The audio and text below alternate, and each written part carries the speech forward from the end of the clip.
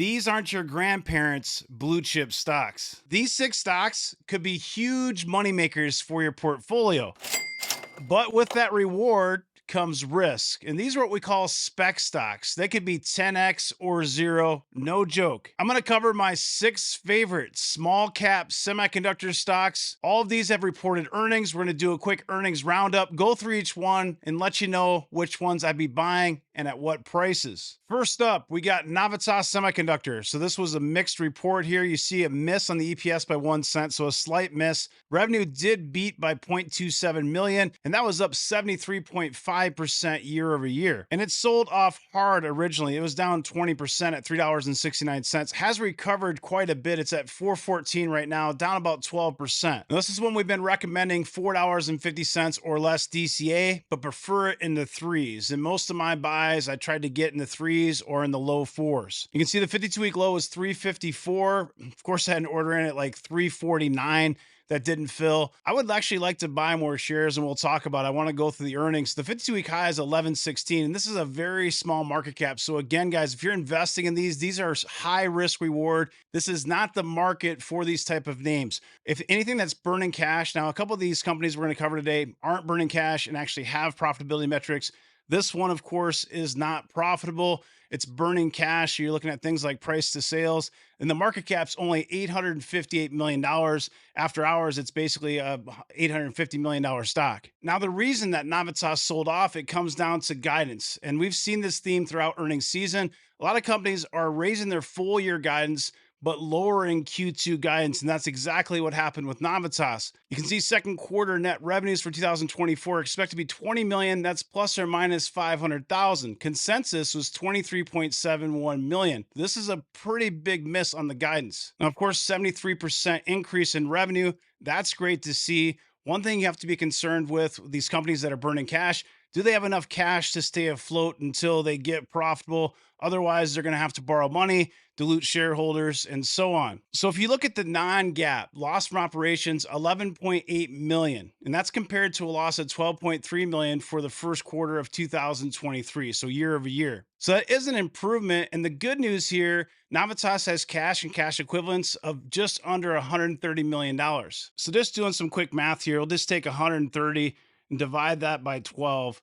You've got 10.8 quarters. All right. So obviously 4 quarters in a year, it's a 2.5 years roughly of cash that they have on hand. Now, the hope here is that the company can improve and get to a free cash flow situation within that time. And some of the highlights here, of course, this is a very diverse company when you think of small cap semiconductors. When you look at Indie, it's just focused on automotive.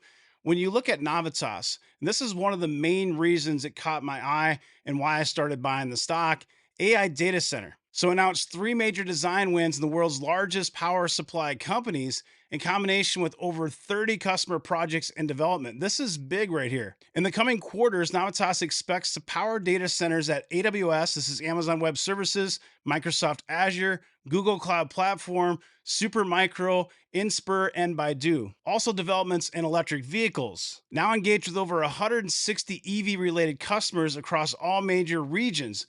Now you look at something like this, pipeline increased by over 50%. And you look at this company, it's under a $1 billion market cap. So of course there's speculation that this is going to work out and that these deals are going to come to fruition, that revenues are going to continue to grow, and the company is going to grow into its valuation and become profitable with time. Now, as an investor, of course, this is where you can make a ton of money because you're getting into the stock early, but you also take on a lot of additional risk with that reward. You can also see solar and energy won 6 new designs across the US, Europe, and Asia. Home appliance and industrial, over 15 customer developments. Mobile and consumer, over 20 new fast chargers added in the last quarter.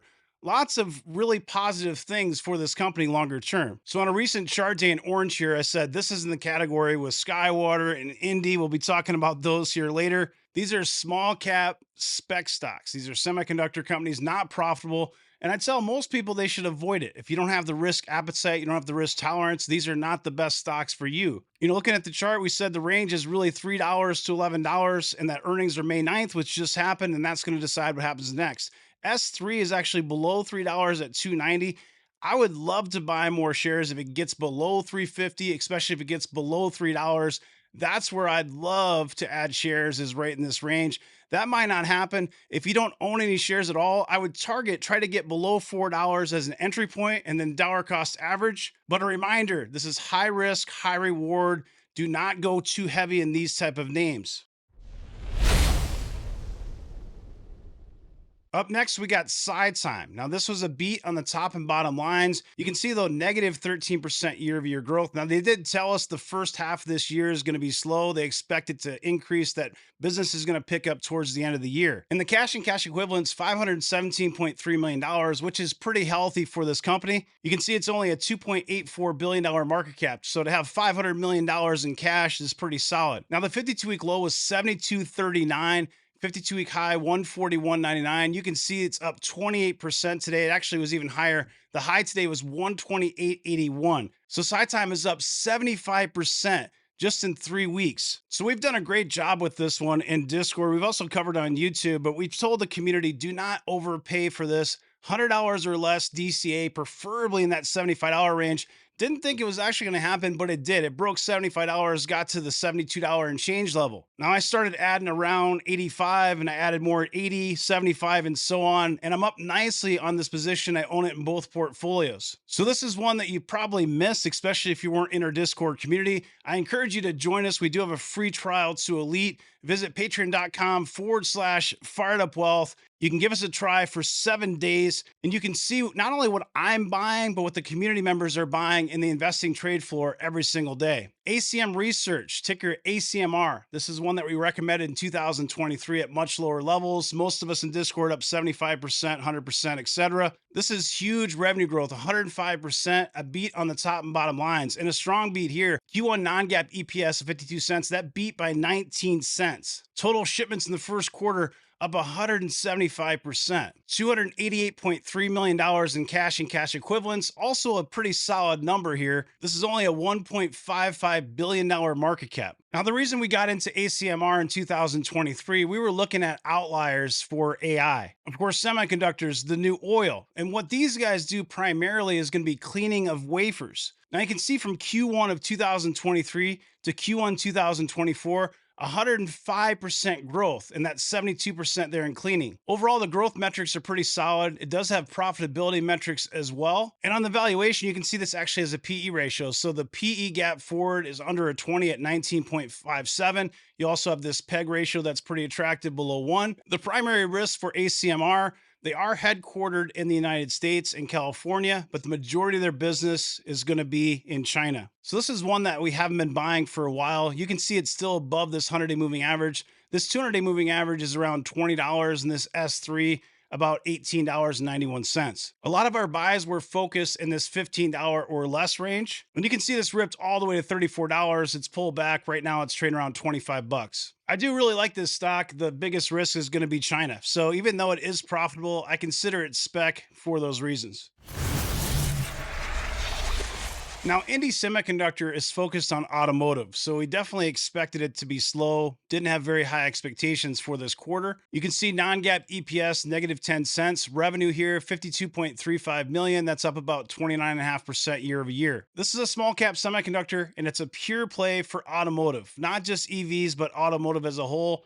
$1.07 billion market cap, down about 3.28% after hours, so basically $1 billion market cap. 52-week low, 467, 52-week high, $10.85. And like a lot of these small caps, it's a roller coaster, up and down. You have to make sure you don't overpay, dollar cost average, and you're really holding these stocks for 5 or more years as long as the story stays intact. This is another one that's not profitable, burning cash. You've got a price to sales here forward of about 3.43. Now, the good news here is this was a lot higher. It's grown into this valuation. It's kind of traded these levels for a while. And this price to sales ratio used to be closer to 8 or 9. Well, this is another stock we've been very disciplined with, telling the community, don't chase it, don't overpay.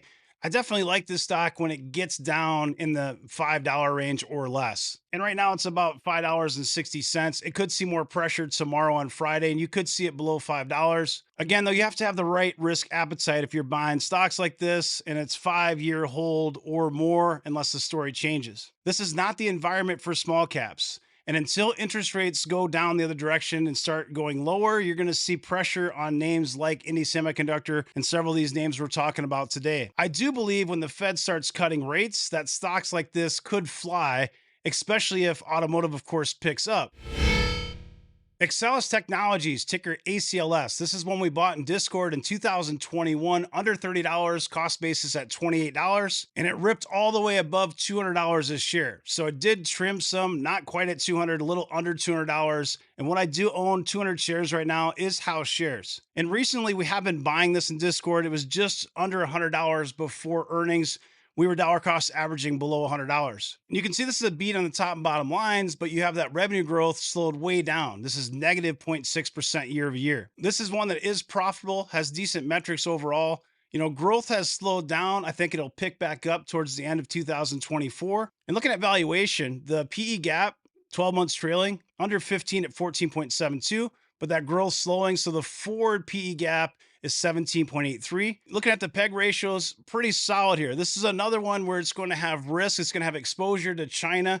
So even though it is profitable, I consider it to be more speculative. This is one where I said I'd love to see it under $100. You know, under $100 DCA did get down here to just under $95. You can see it's popped nicely since that bottom. It's at 113 now. I still do think this is an opportunity just because if you look at it, it is profitable. If you're buying this stock around $110, thinking 5 years out, the biggest risk there again is China. This was over $200 at one point, and it could get back there. I'm not saying overnight, but it could take a year or two, but this could be one that gives you nice returns over time. I got one more stock, and you're going to want to see it. If information like this is useful to you and you're new here, make sure you subscribe to the channel and click that bell for notifications. So you'll want to see this. This is SkyWater. Now, this was a miss on the top and bottom lines. It was down 32.62% today. Now, this was record revenue, but not a good quarter overall. There's a key reason why. Now, one thing to note here, wafer services revenue $10 million, lower than expected at $8.5 million due to some transitory delays in tool deliveries. Now, the trailing 12 months revenue now exceeds $300 million. And one thing I want you to pay attention to here,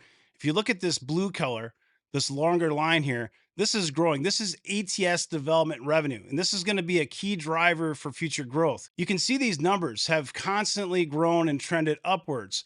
Where they've really slipped here is going to be in this greenish color. That's wafer services revenue. And you did see a slip in tools revenue as well. So overall, this is good. You know, 48.1. This is going back to Q1 2022, and you're seeing growth, but flat here. Now you're seeing a lot of these semiconductor names report flat growth, negative growth year over year, things like that. You know, Q2, a lot of the guidance is lower and so on. Now, the one key element to keep an eye on here and to recognize, so gross margin was impacted by an $8 million charge to cost of revenue that reflects the anticipated additional costs required for us to complete certain development milestones for a significant A&D program. And this impacted our expected progress towards profitability in Q1. This is why the stock sold off so hard, but there's a good reason for it. So we don't have the profitability that we're hoping for, but they're basically spending money to improve the business longer term. But looking at the valuation, we have a price to sales TTM 1.57 and a forward price to sales of 1.41. So it is getting attractive here below $7. Last time we talked about it, it was going higher. And I said, I wouldn't chase it $8 or less. You know, obviously we preferred it down here. We said we prefer it in the fives. DCA could even see fours. We got to $4.73. So this is one I've been battling with, dollar cost averaging. I'm close to flat on my position. And with all these stocks, I generally have like 1% or less, and I have room to add more shares. So I did buy more shares of SkyWater this morning. Now, both Indy and SkyWater, I've interviewed the CEOs on the channel. Go check those videos out after this one's done. But you can see you're below all the trend lines. You're below the Fibonacci pivot points. You're kind of in no man's land. It could certainly go back and retest something like $4.73 or $5. It got down below 650 and did find some buyers. I think it's still vulnerable here, especially when you look at this gap down. So you've got this gap down right here, and we certainly could see more pressure. I think it's an opportunity if it gets 650 or less DCA, probably even $7 or less DCA. But remember, with all these stocks, guys, 5 years, high risk reward. If this video is helpful and you want to return the favor, please drop me a like and drop me a comment. Thanks for watching. Have a great rest of your day. Take care.